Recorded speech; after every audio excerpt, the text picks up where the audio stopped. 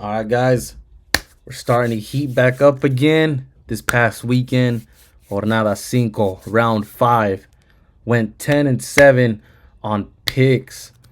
The America first half was clutch. That Atlas game going under, and Atlas having an extra goal in our back pocket. Damn, super clutch right there. And honestly, this should have been 12-5, if I'm being quite honest, because San Luis and Pumas played. San Luis blew it. I had the draw in that game, and Pumas gets a third goal in for the final score to be 3-2. That was damn near close to being a draw. I was in the money pretty much that whole game. Same thing on Friday when Tijuana was playing Cruz Azul. Tijuana had a goal in the last minute, but refs counted it. Refs discounted it. However you want to call it, they nullified it. That game should have been 3-3 also. So we had almost had two big plus money, 200, around 250 plays, plus 250 plays. In 2 games, we almost had plus 250 games. Those were damn near in the money the whole time. If you were on either side, if you had a side in those games, you were sweating your ass off the whole damn time. I had the draw, so I damn near had that in my back pocket. Damn near close to cashing. My record right now should be 12-5. It should have been an absolute smoke, but I'll take 10-7. We can't complain about it, so I'll take it. Still in the profit. Hopefully you guys made some money. If you guys followed any type of leans, you damn sure made some money. So let's just keep it going. Let's see what we got our card for this weekend. Guys, so first game of our weekend card, starting off with Friday's games. First up, we got Necaxa up against Santos Laguna.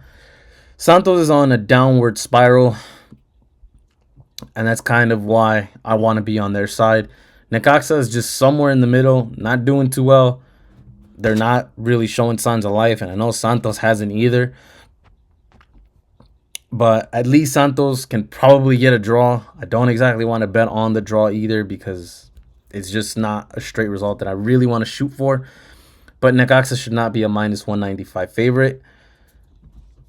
So with the amount of games still ending within 1 goal, we're going to want that extra goal in our back pocket. Santos is going to have to win 1 game eventually. And I know we shouldn't be betting on that. But if this game does end in a draw or they lose by 1, we want to have that extra goal in our back pocket. I do think the over is alive here too, though.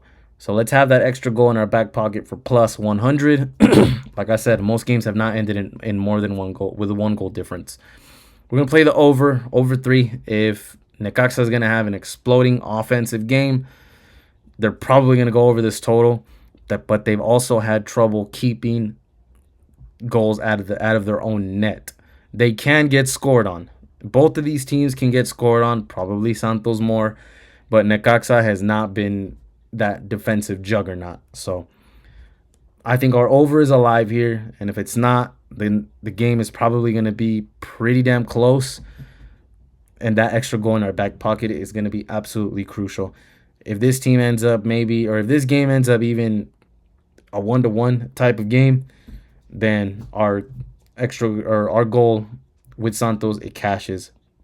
We get plus 100. Again, with 2 plus money plays, we realistically only need 1 to hit, preferably the over, but I'm perfectly fine with either one cashing, but just not and I wanted to be on the Necaxa side, but not a lot of games had ended up with more than 1 goal of a difference. And if you wanted to play Necaxa minus some goals, you're starting to get into negative goals with negative odds. And again, that's just something we're not doing. That's just not part of our strategy. At least it's not part of mine. If it's part of yours, you guys can go ahead and let me know, but it's just not my game. I'm not doing it. I don't play negative goals unless I'm absolutely getting a good amount of plus money, which I'm not. And Necaxa is just not an offensive team that can play offensively and hold it down defensively like America. So America's the only team who only really has been doing it successfully.